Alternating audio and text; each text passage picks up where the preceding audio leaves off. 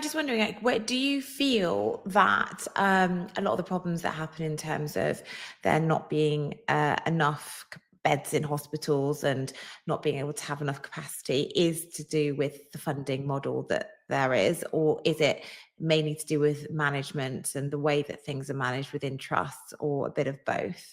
It's both. So, hospitals are funded. They're funded through two things. They're funded through a block grant, which is a sum of money that's allocated to a hospital that pays for emergency care.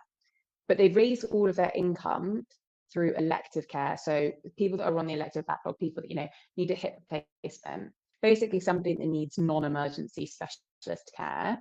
That type of care is provided per activity. So the more activity they do, the more they get paid. So they're the only that's the only part of the health system that's funded on activity.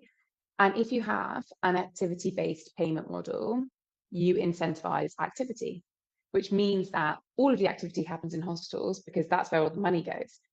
So therefore, hospitals are incentivized to have more activity in their hospital because then they get more money. And that there are a lot of things that contribute to the kind of current corridor crisis in hospitals. And actually, the fact that people are on beds in corridors and then there's not enough beds in hospitals comes down to this idea of patient flow, which is how quickly you can get somebody in and out of the hospital building. And that's more complicated in the sense that a hospital is very interdependent. It's got lots of different functions and processes that rely on each other, like, blood tests and wards and surgery. So there's like an efficiency question and how efficiently you're moving somebody through all of those functions.